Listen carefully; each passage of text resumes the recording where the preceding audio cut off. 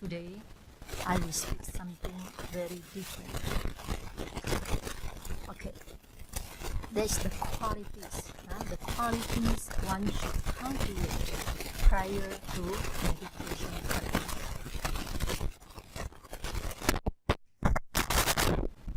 In the teaching of the Buddha, we have two types of meditation practices. One is called samatha, with single-minded mind, focus on one object for a duration of time, to make the mind calm, soft, malleable, and workable. And the second one is vipassana, we call insight meditation. Insight meditation takes 5 aggregates of 4 foundations of mindfulness. With mindfulness and wisdom, insight meditation see things as they really are, as impermanent, suffering, and non-self. And these two meditation practices are not easy. It's a difficult path. It's not an easy path. It's something go against our desire. Human desire is to chase after sensual pleasures, right? But the meditation is to restrain the mind, not to let the mind go loose, to control your mind, restrain your mind on a single object. It goes against our natural tendency to chase after sensual pleasures. Therefore, meditation practice is not an easy path. Simply, it's not the way we live in our daily life. Therefore, it's difficult. And this path takes very, very long time to achieve your goal, unless you have very strong parami, perfections in the past. Or, another word, you have practiced a lot in your past life. Then this life becomes very easy. But if in your past life, other people are trying very hard and you are praying around, then this life, it takes very long time for you to achieve your goal. And through my many years experiences and dealing with so many people, including my understanding of the Dhamma, there's one special reason that this path is difficult. There's one distinguished reason, factors, that makes this path very difficult. So now I want you to check yourself. During meditation practice, what hinders you? You check yourself. And also check your daily life.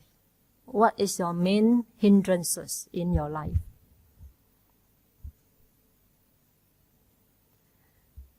So why? What are the factors that make this path difficult? Is our own mental defilements. Because within us, we have lots of mental defilements that when they pop up, then we cannot concentrate well. We want to give up. We are not determined, or we have to go astray to other things instead of focus on our meditation subjects. So what are the mental defilements that hinder our path? Let's say, first, conceit, pride.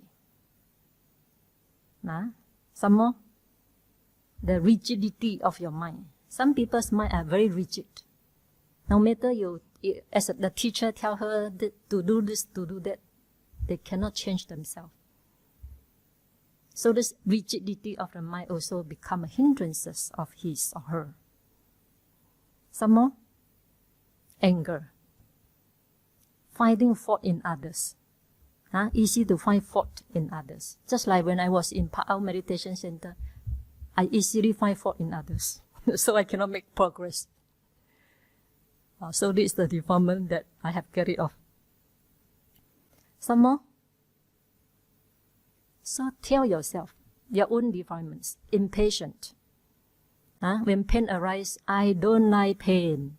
When weather is so hot, I don't like hot weather. When weather is so cold, complain, too cold. Now aircon, very hot. With aircon, too cold. And this monastery is so many steps, make me so suffer like anything. My knee is painful. So impatient. Cannot deal with adverse condition like heat, cold, mosquitoes. The food is not good. Luckily, AVMC food is very good.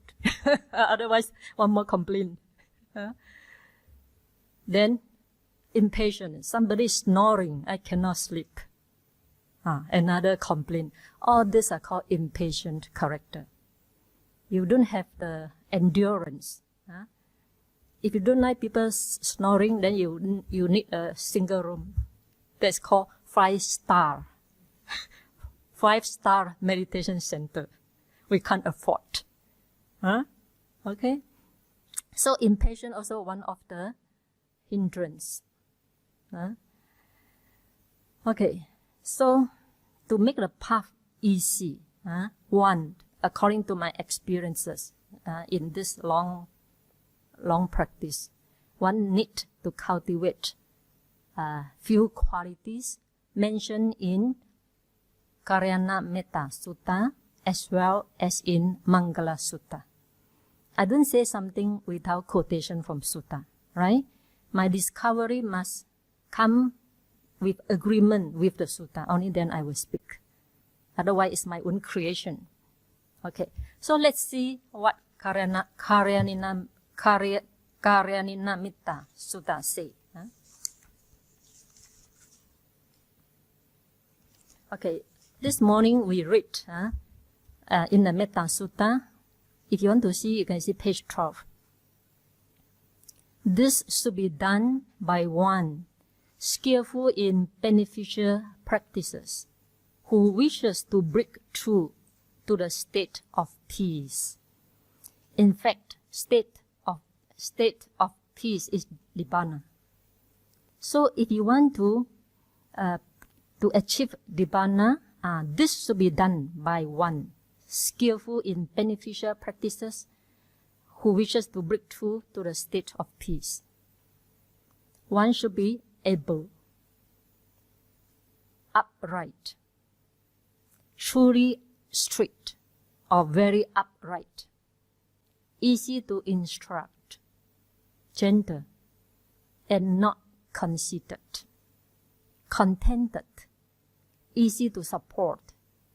Easy to support means that whatever food people offer you, you no complain, whether it's good or bad. Few duties, this one's for monks only. And simple in living, having calm faculties, not restless, and matured wisdom, polite, and not greedily attached to families. If you have strong attachment to family, is also one of your major hindrance. Okay, so I'm not going to go through. I will pick up few qualities which I feel that strongly lacking in layperson. Okay, number first is upright. You see here, Buddha say, Sakko uju ja, suhuju ja, uju upright. Suhujuja, very upright. With one word upright, not enough. Buddha said, you must be very upright. Buddha emphasized twice. Since Buddha emphasized twice, it means that this is very important quality one should cultivate. Upright, honest to yourself, honest to others. Let's say you make some mistakes, but you try to cover your mistake. This is not upright. Right? When you make some mistake, you must confess. Confess your mistake to your spiritual friend or to your teacher. Even I am a teacher. When I make mistake, I also ask forgiveness from my student. This is called upright character. And must be very upright also in your own practice. Some people, some people when their practice is not so good, but come to report, then they say their practice so good. This is also not honest to one's own practices. Okay. So please try to check your own character, whether you are strict and very strict or not, and must have the courage to admit your own mistake or your own imperfection. Tell it out. Don't hide to yourself. Huh? Okay. Another quality that I feel that is also lacking in layperson is not easy to admonish. Another word, conceited. And Buddha say in the Karanamitta as well as Mangala Sutta, you must be easy to admonish. This is called suwajo cha, easy to admonish. A person who is not easy to admonish, not easy to talk to, is like a crack pot. Imagine a pot is crack pot, and you pour water inside the crack pot. The water all leaking out. The pot cannot keep the water. Simply there's crack there. So I hope you all don't behave like a crack pot. Especially when teacher admonish you, then you think, am I do something wrong? Or it's because the teacher misunderstand me, or what? You think first. Even the teacher misunderstand you. If I were you, I also will say sorry. I'm not going to defend myself. So if a teacher try to admonish you, you must take that admonishment, Buddha say, take that admonishment like what? Precious jewel. Because in this world, no one want to make enemy with somebody. Everyone try to please somebody without sincerity. So if you come across a friend or a teacher who directly point out your mistake, you must be very grateful. Buddha say, treasure this admonishment like precious jewel. Right? Because she's not afraid of offend you, because she regard you as true friend. Therefore, if you are not easy to admonish, your friend once admonished, then you try to defend yourself, then no more further admonishment from your friend as well as from your teacher.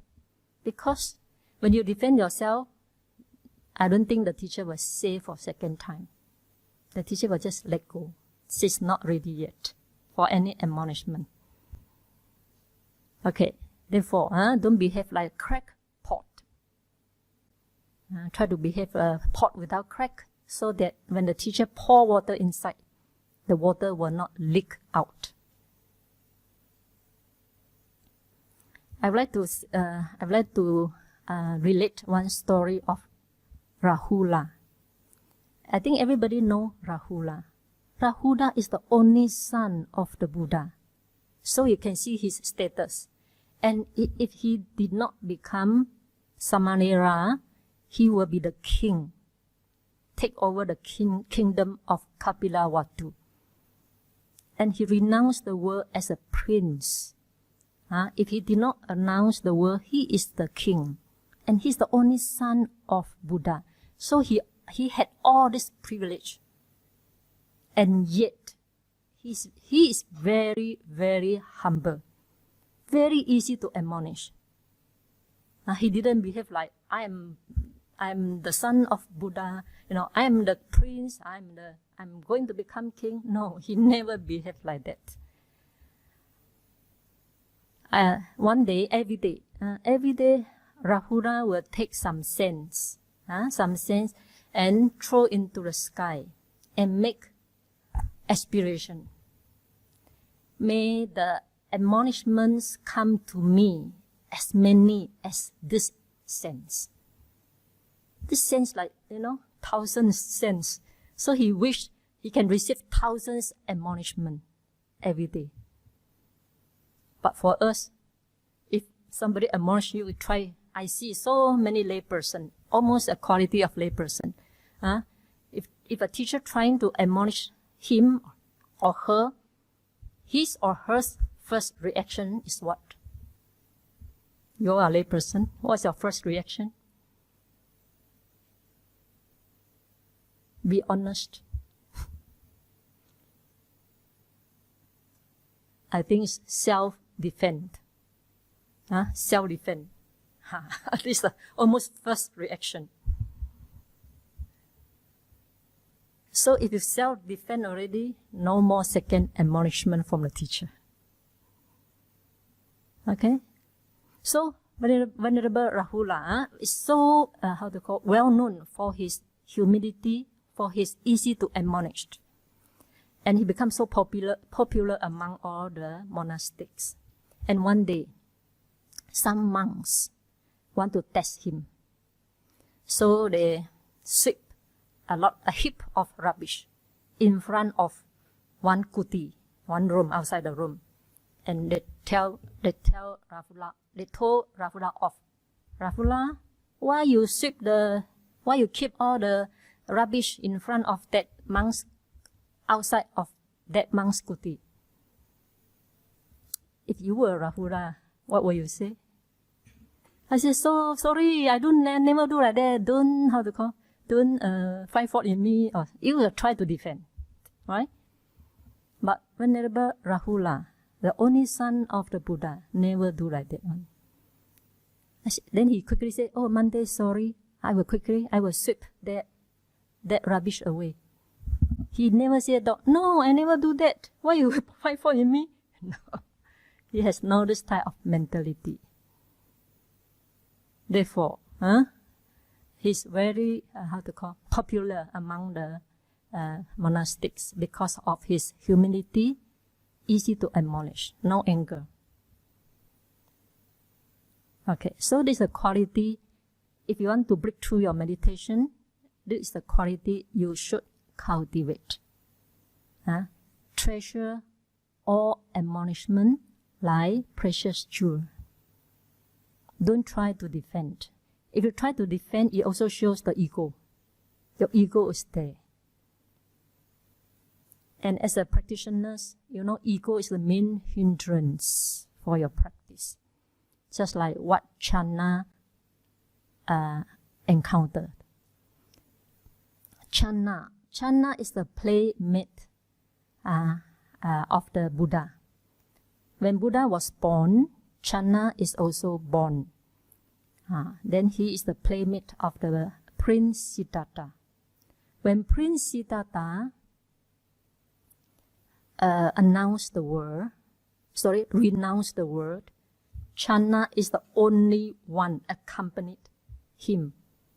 He is a charioteer, a driver, who sent Prince Siddhartha out of the palace, and in front of the Channa, Prince Siddhartha take off the prince's clothing and wear the robes, and ask Channa to bring back all these things to the palace and tell the king he renounced the world. So Channa is the only one who accompanied him when Prince Siddhartha renounced the world.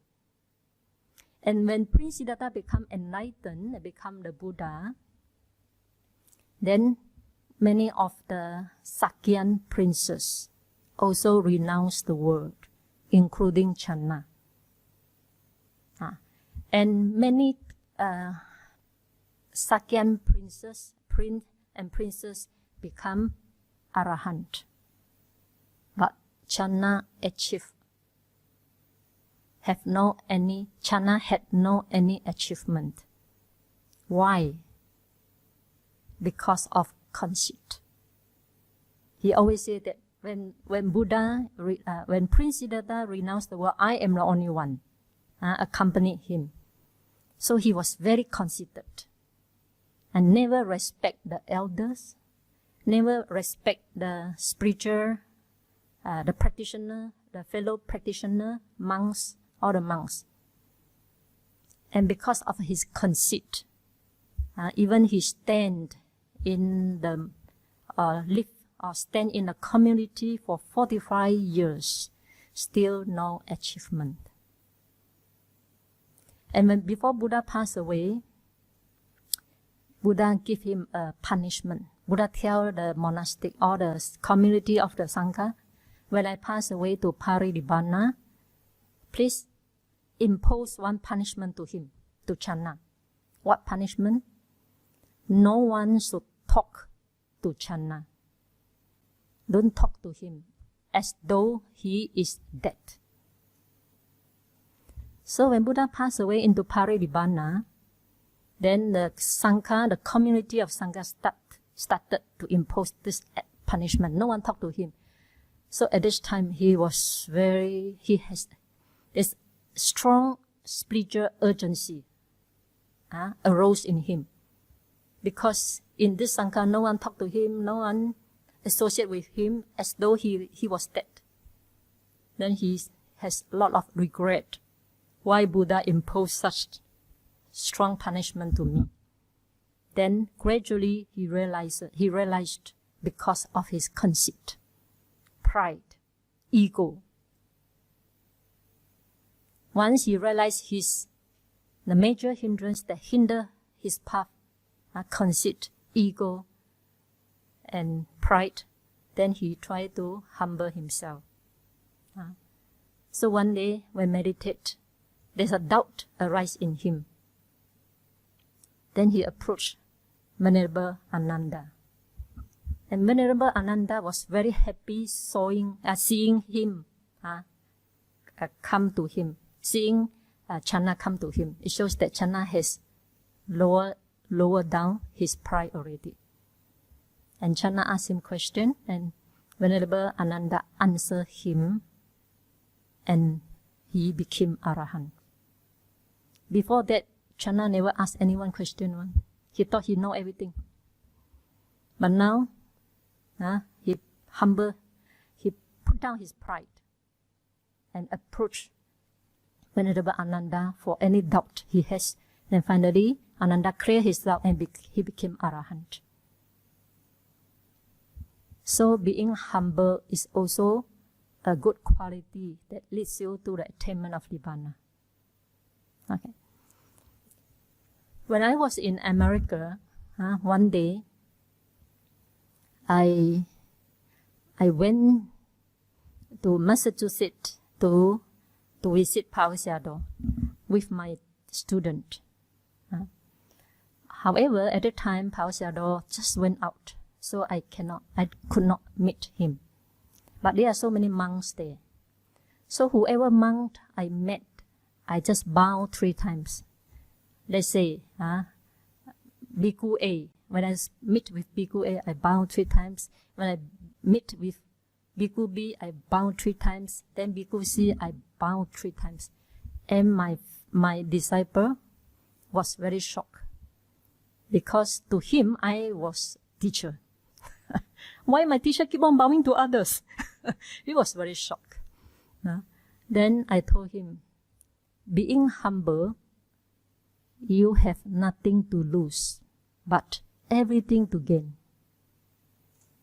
Right? All monastic like humble disciples. So being humble You have nothing to lose, but everything to gain. And from that onward, this particular student started know how to bow to me. I don't have to teach him verbally, using my physical action, then he know how to deal with me already. Okay, so being humble is also another good quality. No teacher want to share Dhamma to considered person. If you think you know so much, then I keep quiet. Right? So please bear in mind, being humble, you have everything to gain, nothing to lose.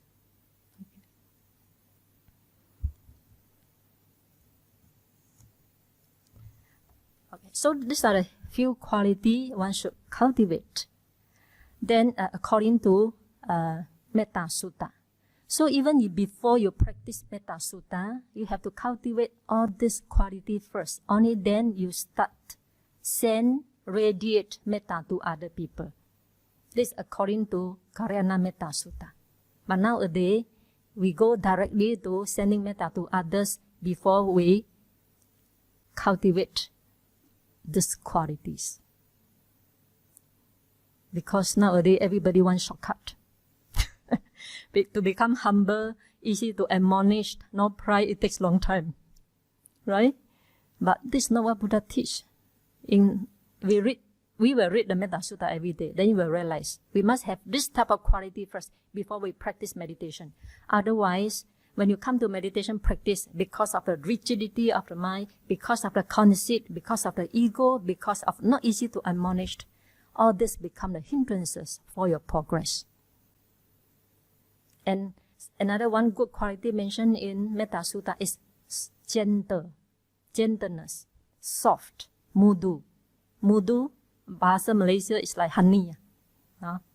So soft, gentle character. Also important to cultivate metta. Okay, now let us go to the Mangala Sutta.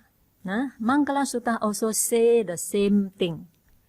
In the Mangala Sutta, the first is said not associate with the fool, but associate with the wise.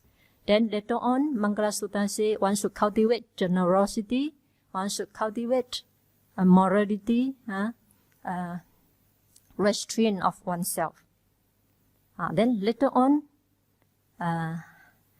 Buddha further explained, Garavacha, Niwatocha, Santuticha, Kata, Nyuta. Kanticha, Sovacha, Sata. So these are the few quality one should cultivate before seeing for noble truth. So first, Garavacha. Garavacha is what? Respectful. You must have respectful character, especially when dealing with monastics. If we monastic also, we are very respectful to the elders, monk. And you are a lay person, you must be very respectful to the monastic. This is called Garavacha. And respectful to the teachers. Okay? Respectful to the Dhamma. And respectful to the rules. Like here, AVMC rules. So this respectful is also very important character. It also shows that you have no conceit if you are respectful. And Niwatocha is also has the meaning of humble. Humble, humility. Just like Rahula. Then Santuticha, contented. When you practice meditation, you should be contented with what you have. The food, the lodging, everything. Try to be contented so that you will not find fault in others. Or you will not have complaint. If you are contented, then you have no complaint. Okay. Then next quality in the Mangala Sutta mentioned Katta Nyuta, grateful. You must be Kan'en, you must be always grateful to the helpers, to the donor, to the teacher, to the place here. And so if you're always grateful, your character, your personality will become humble as well. So please cherish this good quality of being grateful to others. Then next one is Khanticha, patient. I have said already, patient with heat, with cold, with others snoring, patient with noise, patient with pain. And the last one, Sovajasata. Again, Buddha say, easy to admonish. So in the Mangala Sutta, Karaniya Metta Sutta, Buddha mentioned twice, easy to admonish. Don't behave like Channa. If you are easy to admonish, you progress very fast. And the teacher lies to teach you, lies to share what she has with you. Okay. So only you have all this, cultivate all this quality, then Buddha say, then one start to see the Four Noble Truths. So from this two sutta, one understand it's a necessary of prior to meditation practice. All these are the quality necessary to be cultivated. So, and also I give this type of talk also through my own experiences. Through my experiences dealing with layperson and also my own mental refinement that block me to some extent. Okay, so I wish you to be more aware of your shortcoming and try to improve them. Sadhu, sadhu, sadhu.